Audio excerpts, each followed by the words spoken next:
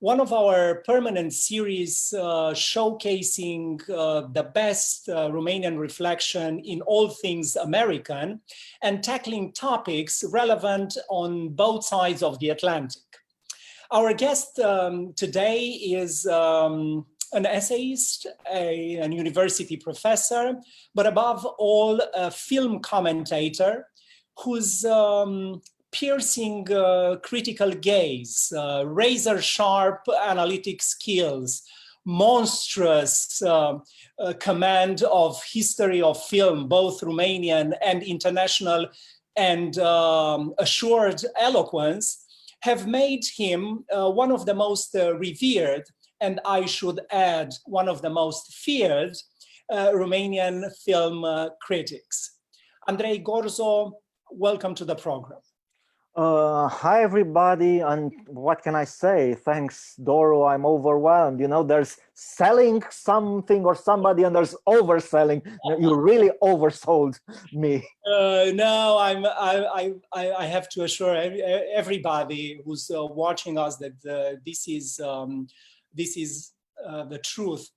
In fact, I think I must start with a confession. My very first project in my very first directorship in cultural diplomacy was a project dedicated to Romanian film. It was a long time ago in Poland, once in upon 2006, Poland. in 2006. That's right. And as the Romanian film was starting to make waves, but it was right before the explosion, the big explosion of Romanian film on the international stages. And one of the protagonists of that very first project, along with some actors and directors, was Andrei Gorzo. So it's great to see you again, brother. It's great to see you. I'd like to start with by inviting you to look back to no less than 100 years, more than 100 years of Romanian cinema. Yes, Romanian cinema is older than a century, and still, despite occasional accolades, despite some remarkable triumphs, it didn't have a sort of collective recognition until about 20 years ago with what was called the Romanian New Wave. Why do you think the Romanian film was in this respect such a late bloomer? And why did it gain such an amazing, indeed overwhelming recognition with an aesthetic that was very much characterized by, it was very much an austere, gloomy, slow-pacing cinema, as we all know? Okay, for several reasons. Well, yeah, you are right that, of course, there have been Romanian films and Romanian feature films since before the First World War. But in another sense, the Romanians were slow starters in the field of cinema. I mean, it was only after World War II that the Romanian film industry was really put together and it became a solid thing on its feet. The communist regime did that. It really created the Romanian film industry. And by then, some of the neighboring Eastern European nations, they already had established traditions, established film culture. Then there's also the fact that jumping to the late 60s, when a cinema of truly personal expression began to develop here, with work by original directors like Mircea Socan and above all Lucian Pintilie, that was largely discouraged by the authorities.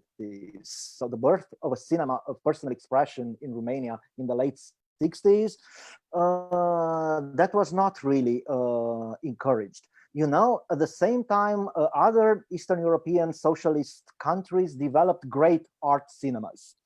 We're talking about Poland, we're talking about Hungary, we're talking about the Czech New Wave, and there was nothing comparable in Romania. There was nothing comparable in richness. Sure, there were some remarkable films, especially in the early 80s. Most of them are sort of concentrated for some reason in the early 80s, but not enough effort was put then into promoting them abroad, and so they didn't get the kind of international recognition that they deserved, which is sad.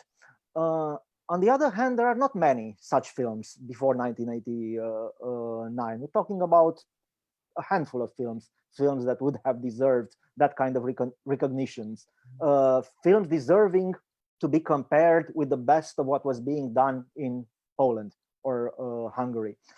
Okay, and then came the fall of communism, and then the first post-communist decade, the 90s, and that was a time of crisis, of economic crisis, of institutional crisis, and aesthetic crisis. You know, crisis in film language. What sorts of stories, what sorts of subjects should we tackle, and in what ways should we tell those stories? And then after 2000, then came these people, the new Romanian cinema. And sure, as you say, it was a gloomy cinema, it was an austere cinema, it was a slow burning cinema, but it was also rigorous, and it was also sharp, and it was full of barbed insights, and it had tension. It was slow, but it had tension, and it happened to fit with what was happening at the time in international art cinema, in the art cinema that was being promoted by the big film festivals such as Cannes. You know, a lot of interesting work at the time, a lot of the work that was fresh and sharp, it had to do with realism. I mean, work that had been coming ever since the 1980s from places like Taiwan or Iran, or later in the 1990s, the great work coming out of Belgium by the Dardenne brothers. The aesthetic in all of that, in all of that stuff, we're going back to. They were actually going back a long time. They were going back to the Italian neo-realist movement of the post-war years. But at the same time, all of these filmmakers were also doing kind of new things, either radicalizing realism or interrogating it. And of course, what they were doing, they were showing new places and new cultures to the world, to the cinephile world. And the new Romanian cinema certainly did that. And yeah, I should also add the fact that it all started with the death of Mr. Lazarescu, this 2005 film, The Death of Mr. Lazarescu, a film that critics all over the world recognized rightly, justly, as a masterpiece of world cinema. In Romania too, there were critics and film goers who saw that it was a masterpiece, but it was mostly understood and discussed as a sort of journalistic expose of what was wrong with the local health system and its brilliance. I'm talking about its formal brilliance. I'm talking about the quality of its observation. I'm talking about the great. Well, yeah. I'm talking about the technical qualities and the acting, but I'm talking about the great reach of its moral interrogation. I'm afraid all of this went sort of unnoticed by many at home in Romania. The fact that it was truly great cinema. I think that even today, people who realize that the death of Mr. Lazarescu is great cinema, I mean, you know, the real article, um, are kind of few in Romania. But then again, film culture here, it doesn't really have a great tradition. It's not really sophisticated. I'm not talking about the films being made. I'm talking about the intellectual discourse on these films. But yeah, it was a great film, and it was embraced by cinephile culture and film festival culture the world over, and everything kind of flew from that. It also had imitators in Romania. It created emulation. It provided other Romanian filmmakers who are sort of searching. It provided them with a model, it almost became a formula in the next few years. After the death of Mr. Lazarescu, after Cristian Mungiu's 4 months, 3 weeks, and 2 days, and after several other films, something like a Romanian film formula was put together, and that went on producing work that was good or above average for a decade, I think. Yeah. I'm glad that you are making this overview, because sometimes I gather we don't understand very well what happened with the Romanian cinema, how what happened with this fantastic new wave, unless we try to understand what went before, and not only in the 90s but even before that. And I'm glad that you are reminding the viewers about the crisis of the 90s and about how different this cinema was from the 90s, and even from the 80s, and even from the great films of the 70s, 80s, and 60s. And indeed, Puiu's death of Mr. Lazarescu was sort of catalyst of great talent among the young generation of directors who were trying to find a voice. And we were contemporary of this boom, and I personally was very, very proud to have been able to distribute these films and to create events around them. You were writing about these films from the very beginning, and you were rightly considered the critic of this generation, the reviewer who pointed out to the extraordinary value and novelty of this cinema. But before I let you speak again about this new wave, I want to bring you back to a bit to the communist times. You were talking about the fact that Romanian cinema was in large part created during these decades of communism. Indeed, there was a lot of investment during that time. A lot of production facilities were built. Exactly, they built studios. Yeah, all these infrastructure, but these investments and this development came with the price tag, and the price was quite heavy. It was a price in censorship, in self-censorship. It was a price in imposed themes. It was a price in I don't know, forced propagandistic objectives, and so on. Looking back, you have mentioned in passing some of the films of these 4 or 5 decades of communism, but let's talk about a little bit more about that time, because there are films that we both love and we think they're amazing. What are your favorite films at the time? What would you salvage from this scrap of films? Many are probably not worth seeing today. What would you take with you, as to the cliche question, what would you take with you on an isolated island from this cinema that was made during the communist times?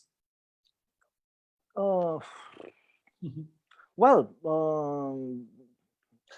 the other great films, the other landmark films, there is Lucian Pintilia's 1968, 1969, the reenactment, which was a catalyst at the time, or should have been a catalyst at the time for that's the main film I had in mind when I said earlier that that was at that time in the late 60s, a Romanian cinema of personal expression was struggling to be born, like they had in Hungary, like they had in Poland, and in Romania it was struggling to be born. And this Pintilie film was very important in that effort, but it was kind of stifled. It was, or at least it was not encouraged by the authorities.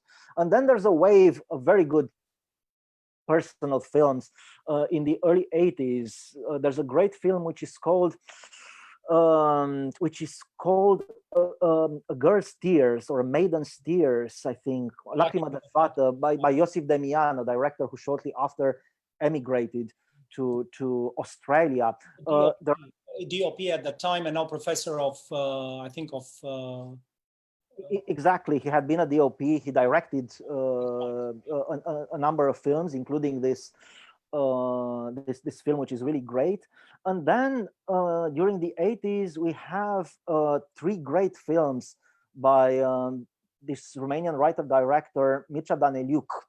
One of them is called The Cruise, another is called Microphone Test, and the third is called Jacob. And they are really as fresh today as when they were made.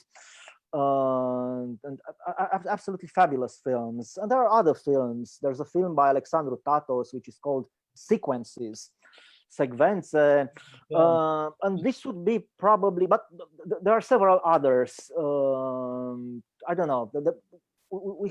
I don't know. It's I can easily find, I don't know, 10 masterpieces, but maybe not more than 10. Mm-hmm. Because there aren't really many great films. Even though there were hundreds of films made during that time, you know, it's there were many, but few of them are great. Leaving that aside, you know, as a film scholar, I would say that a lot of those films are interesting for many reasons, apart from the matter of quality, from the matter of, okay, they are not masterpieces, they are not great cinema, but they can be interesting for all sorts of reasons.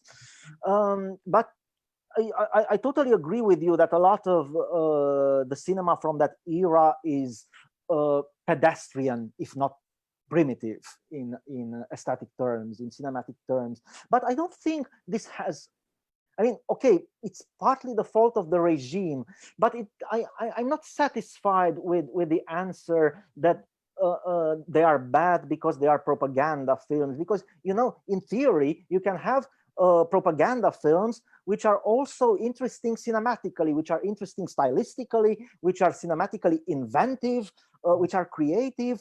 And they had such films in the Soviet Union and in other places. And the question is, why are Romanian films from that era not that alive cinematically, not that interesting cinematically?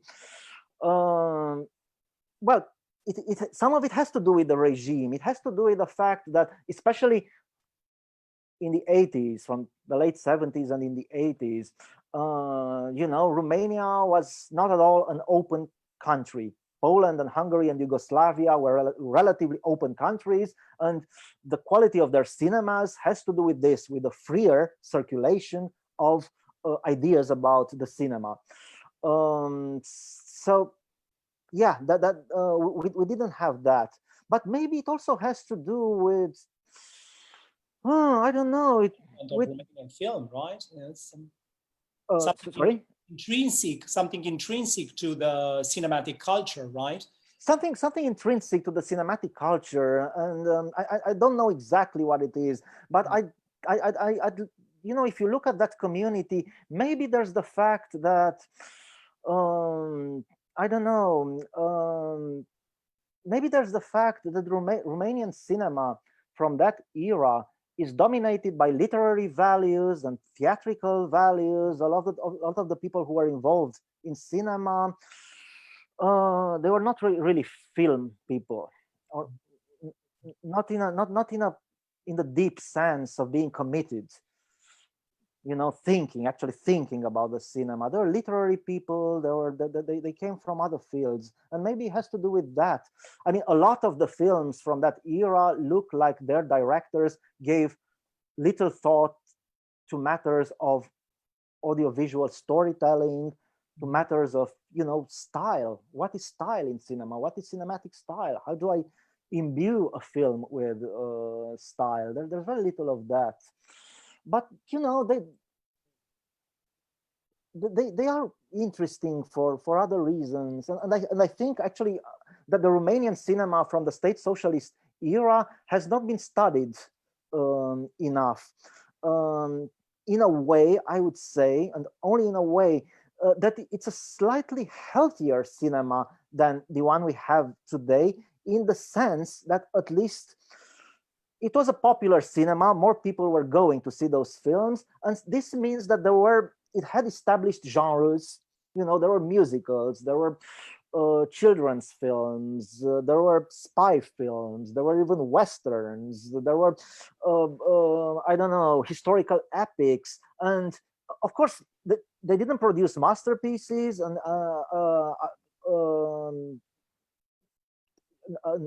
I couldn't argue that it did, but you know, there were established genres with their own Like the level is iconography.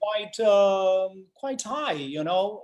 Yeah, my When you have uh, when you have an industry which is organized and is producing films in several genres, and you start developing, you know, your own conventions, and the audience knows that those conventions, and there's an iconography which is kind of specific, and all of this is worth looking at. It's worth studying. Right now, we don't have that.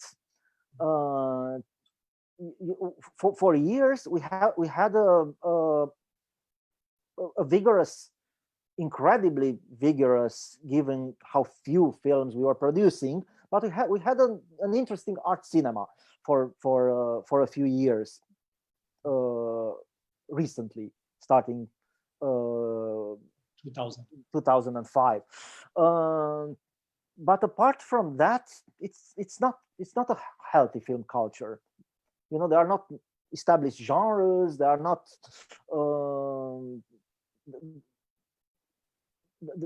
there's no interesting work being done within these genres. It's not a popular cinema anymore, and it hasn't been for a long time. Yeah. It's So probably in that sense, I was saying that it's worth studying the outputs of the socialist era, the filmic outputs.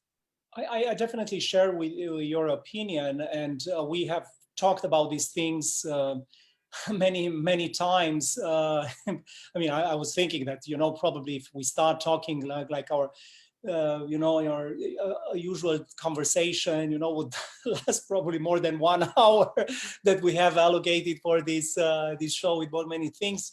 But we have been talking about a lot about these things, and I share your opinion that if you look at these decades of cinema, you can find interesting things.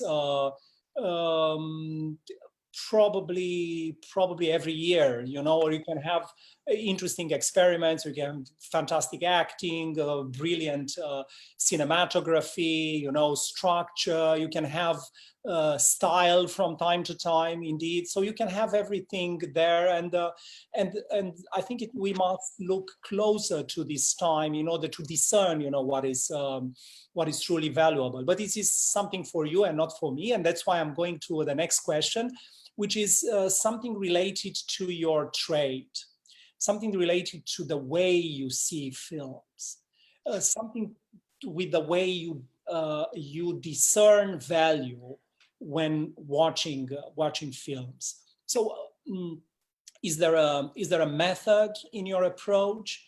Do you have a programmatic way of doing it? Do you have do you own an aesthetics in terms of the way you ponder and value films? How do you watch and write about movies? Well, 10 years ago, when I was reviewing new films on a weekly basis, I'm no longer doing that on a weekly basis.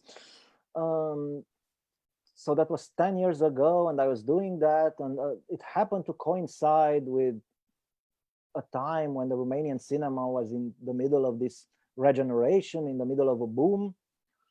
The new Romanian cinema was going strong, and I sort of saw it as my mission to defend and to explain what was interesting, what was exciting about this new work. So yes, my work had a programmatic side in this way.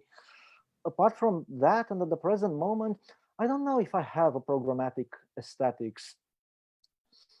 Of course, as much as I can, I champion the cause of personal cinema in the, in the face of the contemporary forces which are trying to suffocate it, to crush it.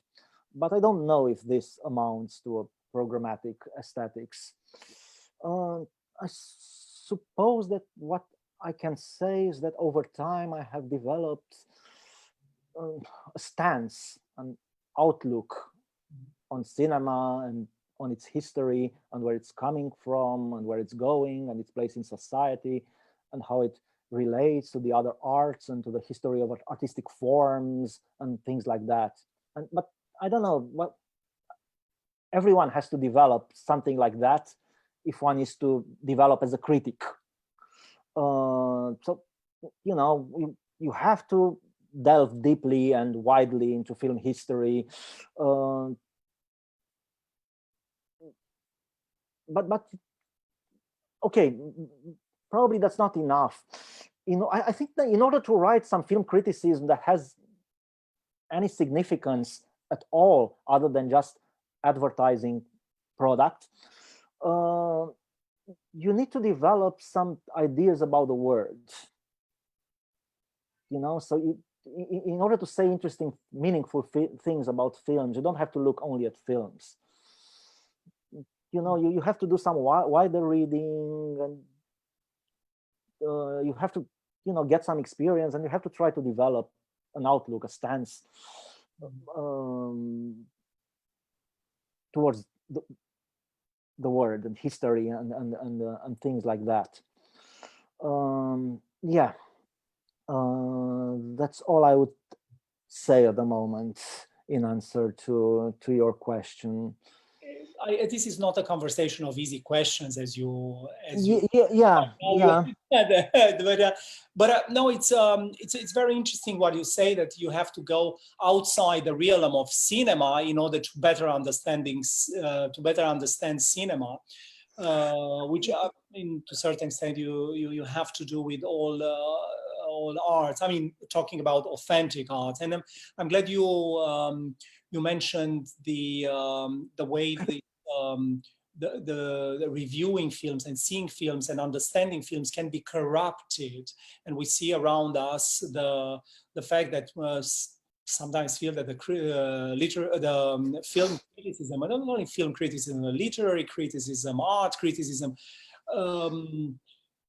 is somehow swallowed by marketing. You it is hardly discern, you can hardly distinguish between for an untrained eye, between what is pure marketing, and what is authentic, courageous, serious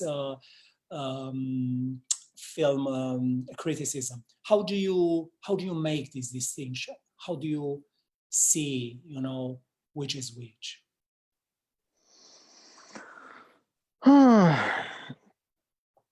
Oh, it's easy to do. It's easy to see that. It's well, film criticism. Of course, it has some unavoidable ties to advertising, because if you see something that feels new and interesting and fresh and alive to you, you want to advertise it, you want to promote it, you want to people to go and see it, people to embrace it, and so that there is this side to it, but well, we're talking about the big forces of advertising here, and this, of course, they have a really pernicious effect. And you know, a lot of contemporary Hollywood, I love Hollywood cinema. I love, you know, the history of American cinema. It's a great cinema. But also a topic of our conversation. So. But you know, not necessarily at this moment. This is not one of the greatest eras in Hollywood's cinema, because it became such a corporate art, and it's, you know. So do you share Martin Scorsese's opinion that, for instance, Marvel films are not cinema? You may remember the huge controversy created by this very bold statement. Scorsese was denying the Marvel, the big franchises, any place in cinema. Well, his choice, blockbusters, franchises, all these Marvel universe, I think it's called.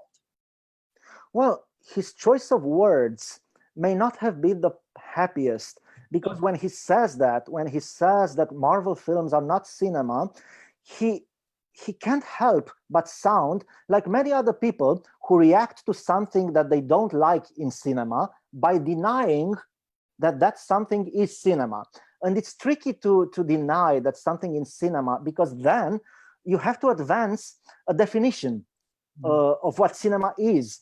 And you get yourself tangled in issues which are actually the traditional tangled, thorny ground of film theory. And you can sound naive when you know, just because you don't like something, you say, that's not cinema, that's not film. But that being said, Scorsese is right. So putting aside the choice of words, which may be unfelicitous, he's right to the extent that for him, and this is clear, and everybody who knows Scorsese knows that for him, cinema is personal cinema. Cinema is cinema as personal expression. And the kind of filmmaking represented by the Marvel pictures tends to exclude personal expression. It becomes almost impossible. You know, it's corporate art, as I was saying. Artistic decisions start to be taken by committees. The market is tested at every step.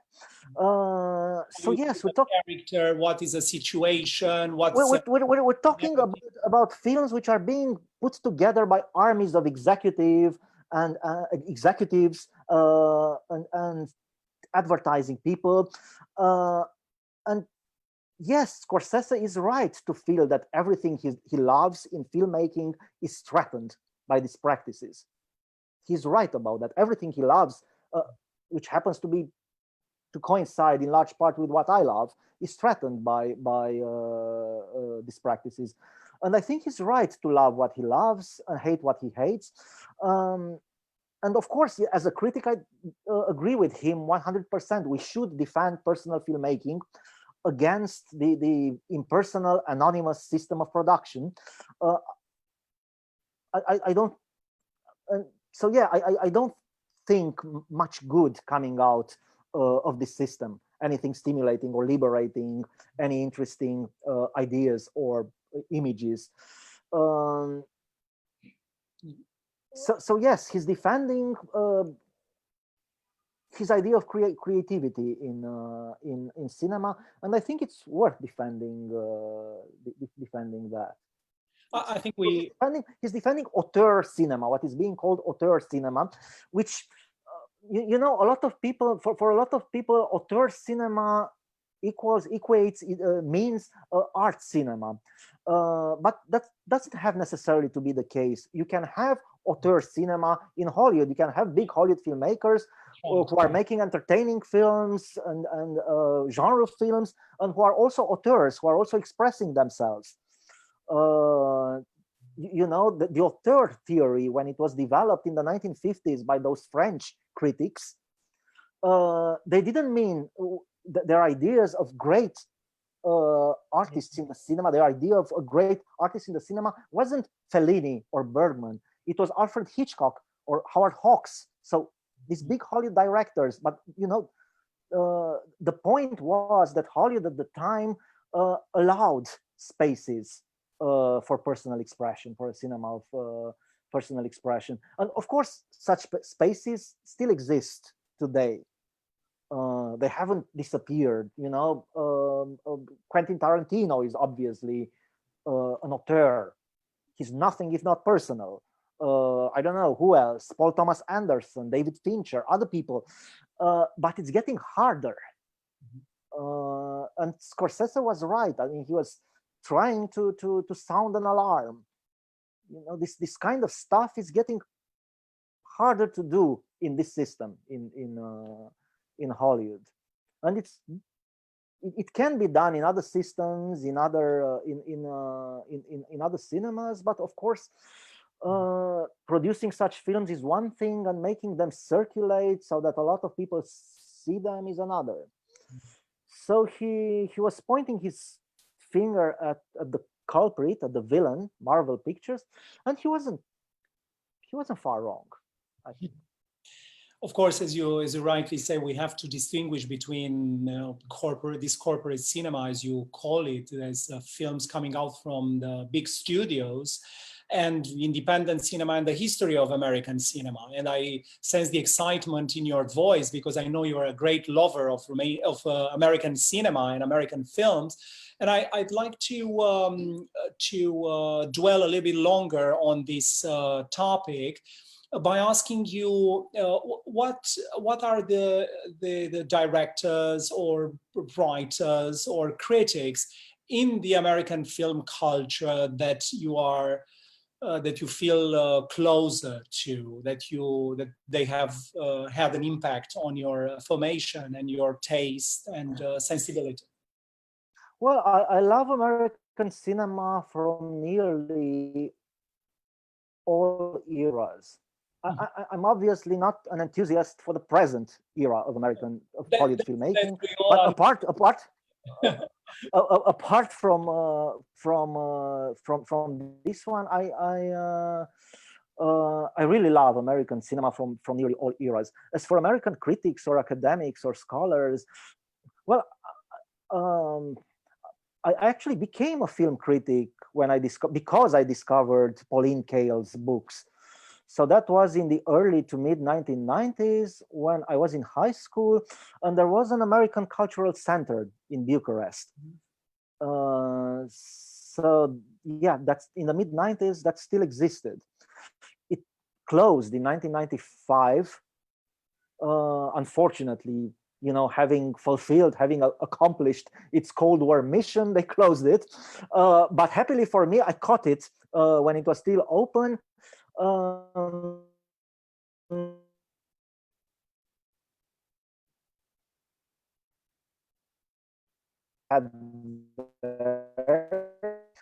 they had these collections of film reviews by the big critics of the 1970s and the 1980s. In my eyes, above them all, there was, you know, Pauline Kael, who used to write for the New Yorker and who's this legendary American critic. And what can I say? She was tremendously important to my development. Actually, you know, when I started reading her, the future came knocking on my door. I was to be a film critic. It was decided. So oh, I knew at 16 or yeah, I think it was. Yeah. It's and you know, yeah, it happened because of an American film critic, because I opened her books in Bucharest in the early 90s at the American Cultural Center. she's really the not the film critic who means most to me. She's the writer who changed my life.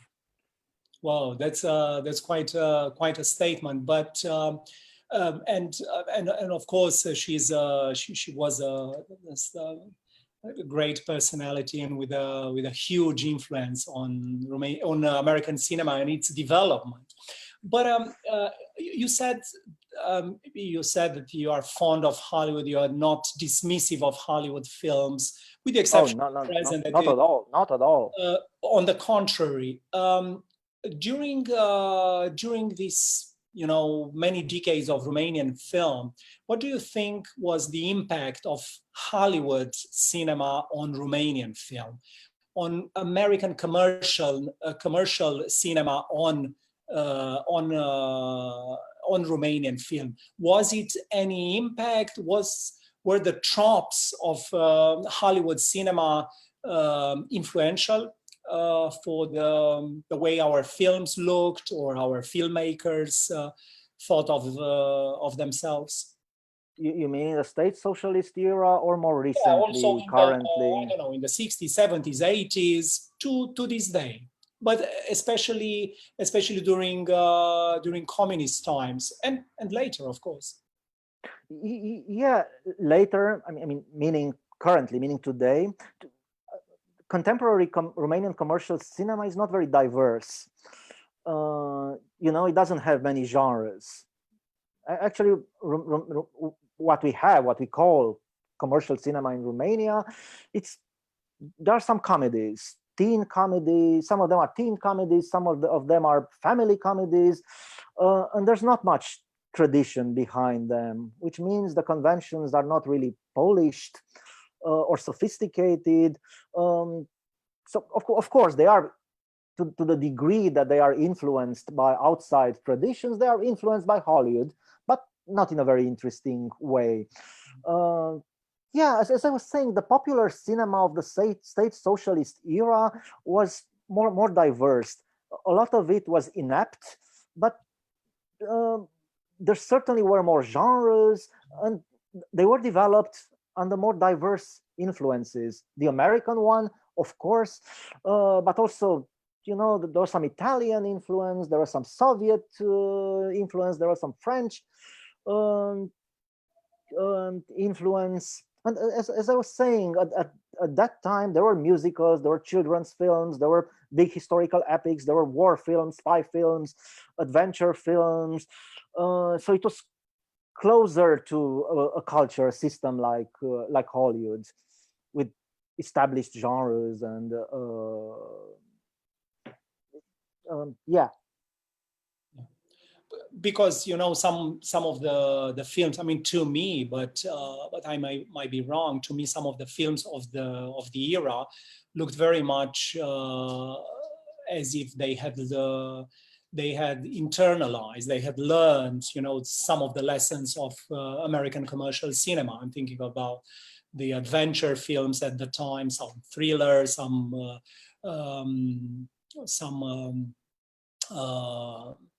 even drama films.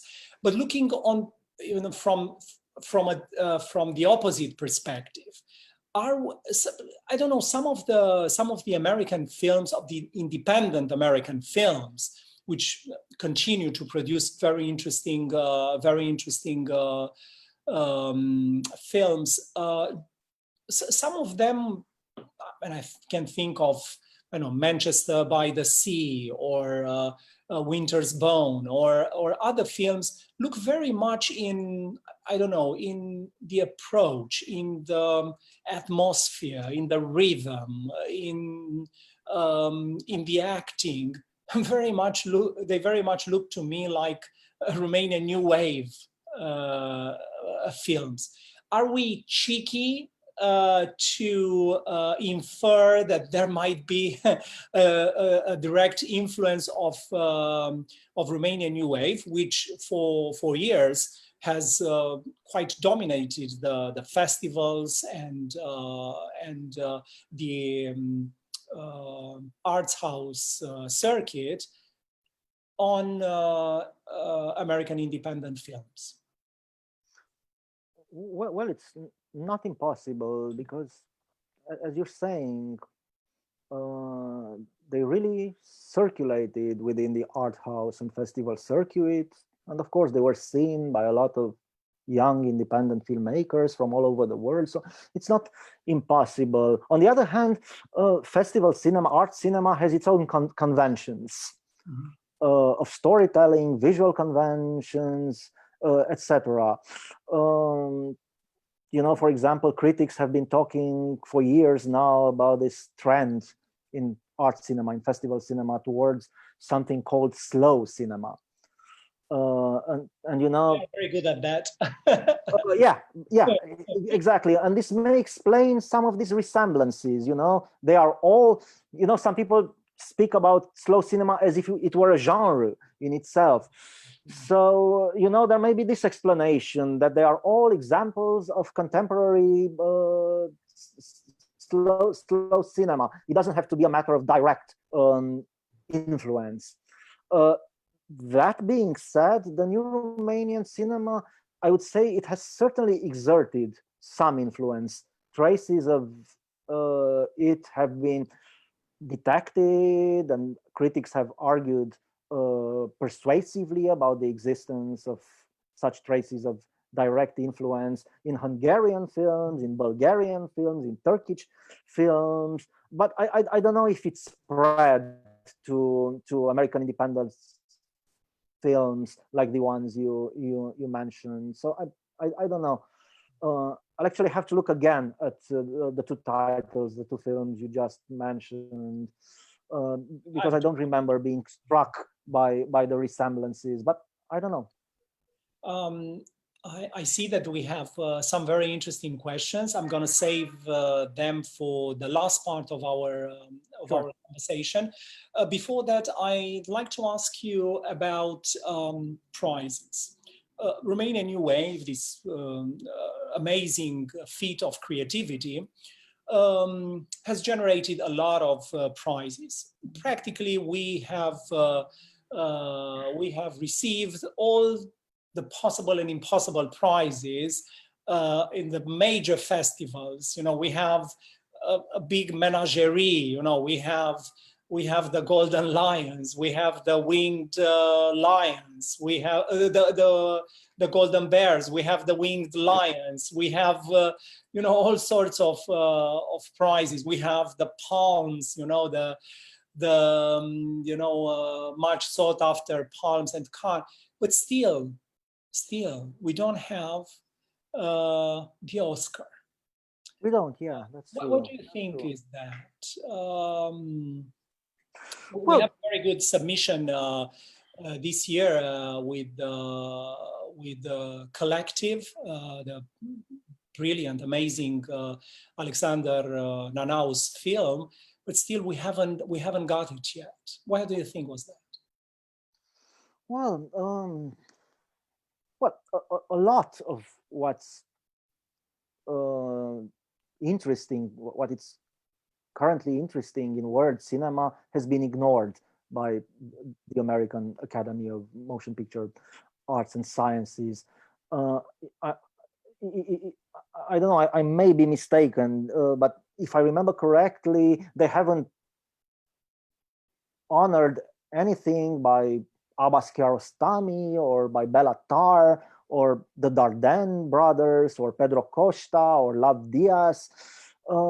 Actually, in some of these cases, it's really hard to imagine these filmmakers, this kind of films, ever getting an Academy Award, because they're totally unlike. If you look at them, the style, the visuals, the rhythm, they're totally unlike what the kind of stuff which ever got the Academy Award.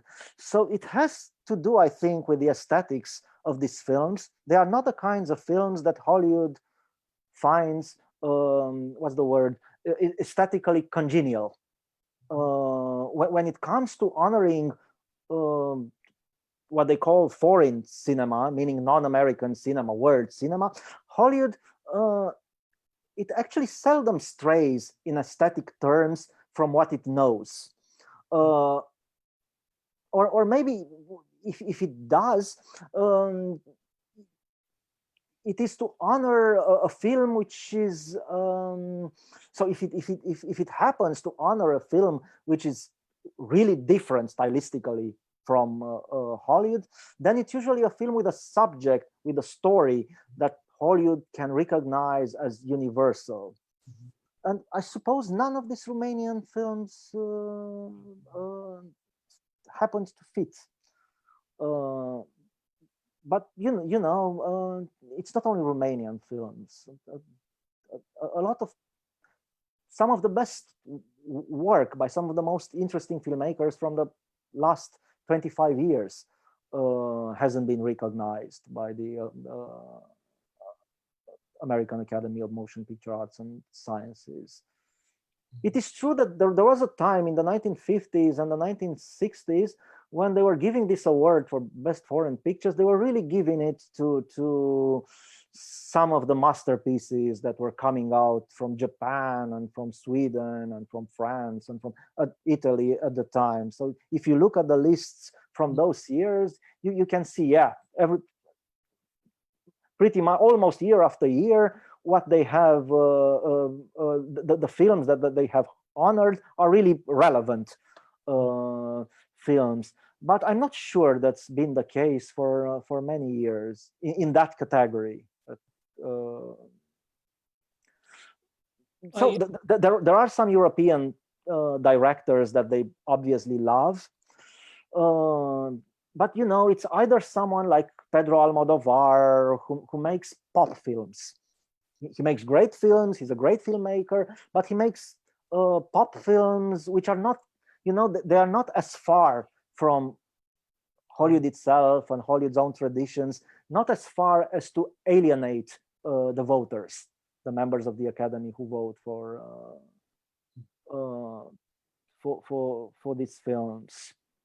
Or I don't know, they are honoring maybe a more difficult example, someone like Mikhail Haneke, who, okay, he doesn't make easy films, he doesn't make enjoyable films, but some of his films are suspense films. They are thrilling. They are suspense films. They are shockers. They have tremendous tensions, and they also have these important themes, the kind of important themes that Academy voters can recognize as important. So they're usually looking for a mixture of entertainment value, or what they recognize as entertainment value, and importance.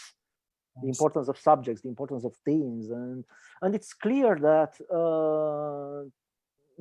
none of these films which came from Romania in the last 15 years was really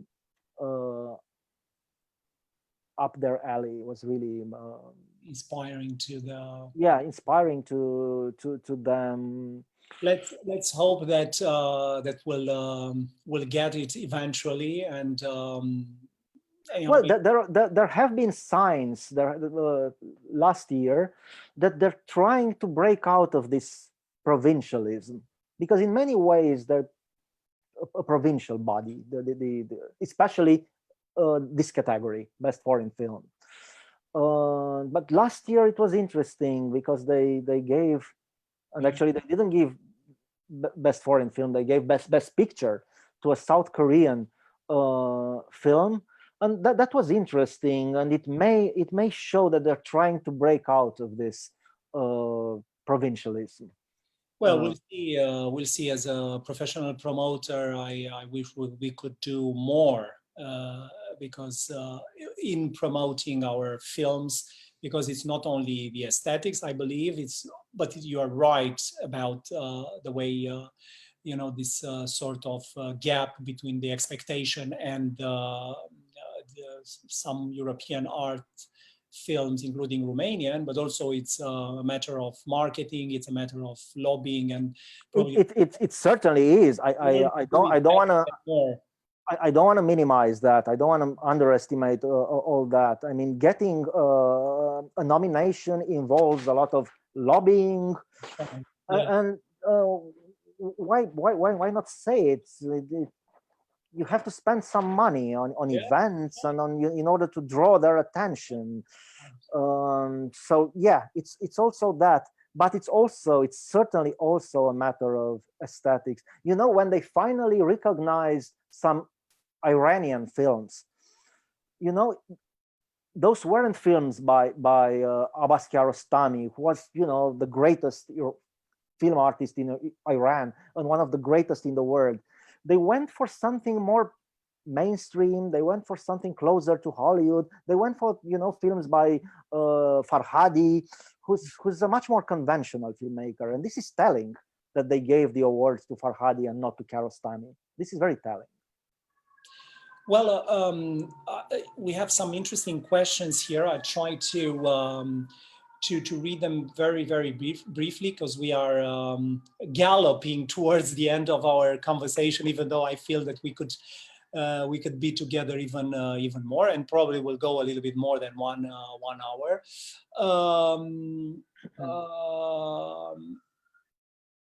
Andrea Alexandra is asking you, in fact, in the last 2 years, more or less, we can see clearly that the Romanian cinema heads to a new wave, a new evolution, the next level of Romanian movies. Do we have a definition and a category name for this new wave? It's a very good question, and she's absolutely right. I don't think we are inhabiting the moment of the new Romanian cinema anymore. So we are past that. We are post the new Romanian cinema. But it's difficult to define. It's actually, I don't think we can define yet the present moment. So there are a number of filmmakers who are searching in different directions. And even some of the leading directors, filmmakers associated with the new Romanian cinema, you could see in their recent work, for example, in Porumboiu's most recent film, The Whistlers. It was unlike anything he had done before. He had actually, in stylistic terms, he had turned his back on what he had done before.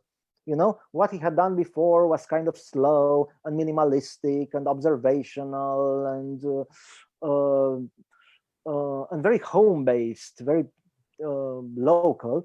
And The Whistlers, you know, it was almost like a James Bond film. You know, it was a globe-trotting adventure with shootouts and with an elaborate flashback structure, and it had a lot of music, and the opposite.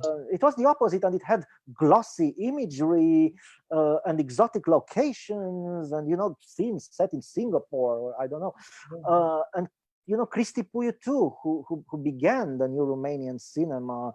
His most recent film, you know, it's a literary adaptation. He adapted a work by a work from 1900, from the beginning, the end of the 19th century or the beginning of the 20th century, by this Russian theologian and writer Solovyov.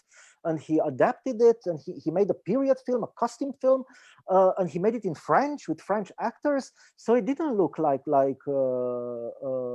his earlier stuff. And most of the other filmmakers, they are trying new things, new direction, and you can see that it has, the new Romanian cinema is no longer that Romanian. It's no longer so Romanian anymore. It's transnational now. You know, I think that our directors should work more abroad, including the United States, something that is related to the fact that it's become less Romanian, and in this respect. Well, they are working abroad more and more. Now, you mentioned Hollywood. Well, and I believe Cristian Mungiu got some offers from Hollywood. So after 4 months, 3 weeks, and 2 days, became an international art house sensation. There were some offers. I don't know how serious they were, but there were some offers. And well, should he have accepted such offers, and should he have tried to go down that road? I don't think so. I don't think so. So if they want to keep making personal cinema, if that is really important for them, I don't think they should go to Hollywood. I don't mean to say, as I don't mean to say that it's impossible to make personal cinema in contemporary Hollywood. As I was saying, Tarantino is doing it, Paul Thomas Anderson is doing it, but it's difficult if you're new to the system. If you come from another culture, from another filmmaking culture, it's very difficult. It's more difficult actually than it was in the 60s and in the 70s, when it's true that a number of emigre directors, people like Polanski and Milos Forman, succeeded in adapting to the Hollywood system while remaining themselves. But even then, you know, when it was easier, even then in the 70s, it didn't work for everybody. People are always bringing up the example of Milos Forman. Look how he made it. Look how he successful and what great films he made in Hollywood. But there was another Czech director. There was Ivan Passer. I don't know if you know about this Czech director, who had made beautiful work in Czechoslovakia before leaving it, before 1968, and whose Hollywood career didn't quite take off. So even then, not everybody could adapt. But anyway, today it would be harder. The Hollywood system, today's Hollywood system, is less open to 40 or 50 years ago. You have to fight. You have to reach a position of power, and it is very difficult to imagine that someone who has just arrived in Hollywood from Eastern Europe, on the back of a big festival success, could attain that kind of power. Look, it didn't even work for John Woo, you know, the legendary Hong Kong action director. He came to Hollywood in the 90s, and he stayed there for a decade and made some films and even had some hits. But all in all, it was not a satisfactory experience. It wasn't satisfactory for him. It wasn't satisfactory for the critics. It wasn't satisfactory for his true fans. And that was a guy who was compared to Romanian directors, who he was adapted to working in Hollywood genres, on Hollywood budgets, under Hollywood pressure. It is not the case with the leading directors of the new Romanian cinema. And one should also keep in mind that films such as The Death of Mr. Lazarescu, they were really, really very grounded, very deeply rooted in the precise knowledge of very local things like, you know, nuances of language and speech and what they tell about social class in contemporary Bucharest. And it can be tricky to separate an artist from the reality that he or she knows, from the reality that has inspired him or her. You know, Răzvan Radulescu, the screenwriter who was a key player in the new Romanian cinema, he co-wrote The Death of Mr. Lazarescu, and he co-wrote Child's Pose, which won the Golden Bear in Berlin in 2013, and other interesting films. He later in 2015, I think, he teamed up with an interesting Iranian director. Rafi Pitz was the name of the director. And they teamed up, Radulescu and Rafi Pitz, for a truly transnational picture, a film called Soy Narrow, about a Mexican refugee in the US who, in order to get his green card, joins the army, and they sent him to Iraq as a soldier. Mm-hmm. And it was an interesting film, but it felt, you know, for something scripted by Răzvan Radulescu, it felt abstract and sort of too conceptual, and its texture felt rather thin. And that was because part of it takes place in California, and it's sort of like a road movie. It's clearly, that part, it's clearly modeled on great American road movies. And the protagonist meets all these colorful American characters, and you can say that it's not the filmmaker's own word. Yeah, it's not the director's word. It's not the screenwriter's word. They're not confident. They don't know that territory. So yeah, That's a problem. That can be a problem. I'm afraid we must wrap up, but I have another interesting question, and I like to link it with something that I want to ask you in the end. It's Andrea is asking you about the fact that a lot of cinemas are disappearing in recent years, and in 2020 in LA, New York, chain cinemas and art cinemas have been closed since March. Do you envision major future changes in regards to film distribution? It's a very interesting question. I was about to ask you about this collective experience. I mean, we go to a cinema theater, you see a film with other people in the dark of this theater, this hall. And this is, of course, now because of the pandemic, it's stopped.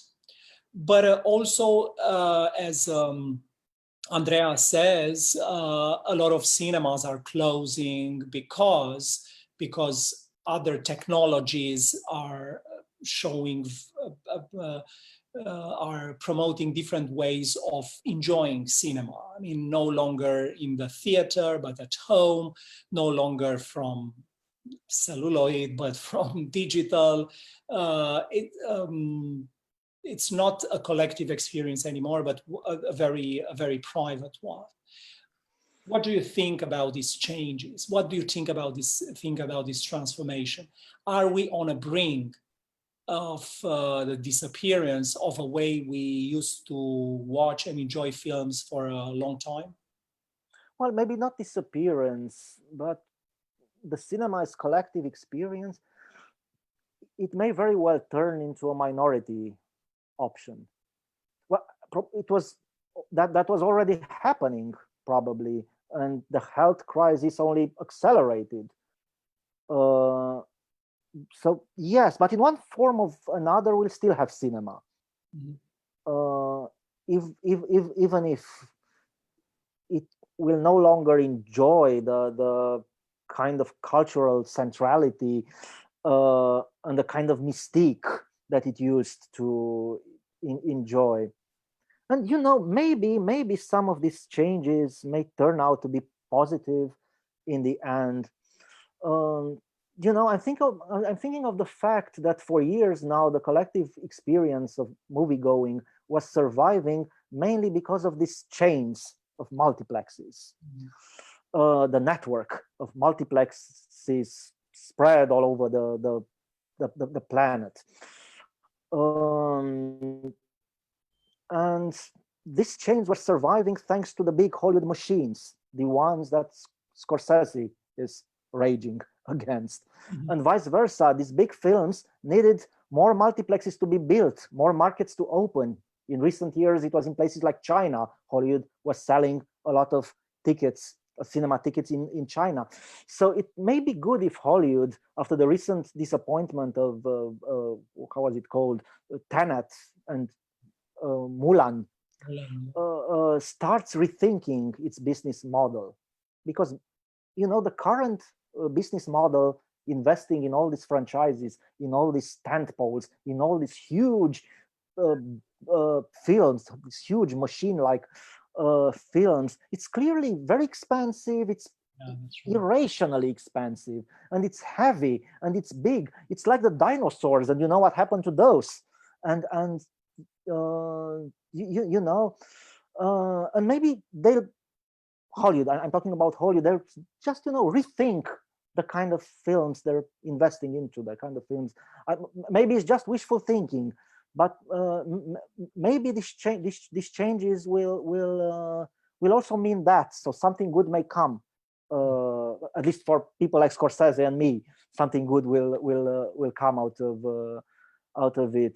And it's not only Hollywood. The art cinema business as defined by the big festivals like Cannes and Berlin, it also got too big and heavy. I mean, these European films by prestigious directors like Cristian Mungiu, financing them takes a lot. Money usually comes from several countries, and this obliges the director to only make a film every 3 years or every 4 years or every 5 years. And when you make only one film every 5 years, of course, that film has to be big. because you're this prestigious author who has to come out with a big statement, and then you fall silent again for another 5 years. And maybe this system, maybe it suits some directors, maybe it's matching their metabolism, but probably other directors would much rather work more often and quickly, a film every year. And if you would rather do that, but can't, because the system doesn't allow you, then you sort of falsify yourself, because you have to pretend that you are a different kind of film director, a different kind of film artist than you really are. Maybe you are not, in your heart of hearts, the kind who likes to emerge every 5 years out of his silence and come up with a big statement. Maybe you don't have a big statement to make. Maybe you're more like a craftsman. A lot of the great directors thought of themselves more like craftsmen than big statement people. And the systems, in the art cinema, it really got to heavy and laborious, and maybe things will just simplify at both ends of the spectrum, the art cinema and Hollywood. And because these changes in distribution, they may not be all bad. Well, it's interesting, but we have to put an end to this conversation that that can go on for a long time. There are a lot of other questions that I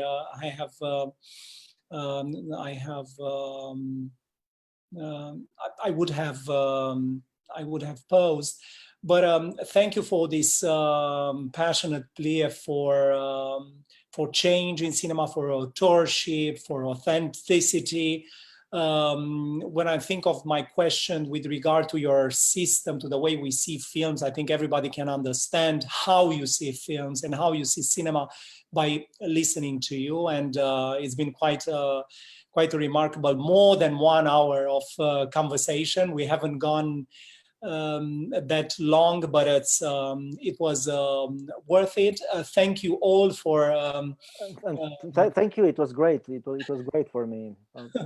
Yeah, we'll definitely wait to have you in person in New York and in other places where we are collaborating with various organizations to promote Romanian film, and we'd love to have you as guest in person. But we have haven't been to New York since 2007. So we got to remedy this, and definitely will do.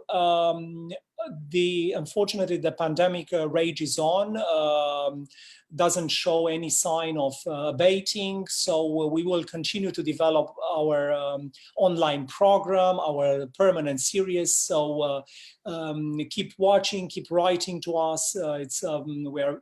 We're excited by your words and your response. Thank you, Transconcentric, for co-producing and helping us develop this series. And as the pandemic is still so aggressive and around us, please keep safe, and let's see each other again at the next editions of the Leon Feraru conferences online. Thank you. Thank you.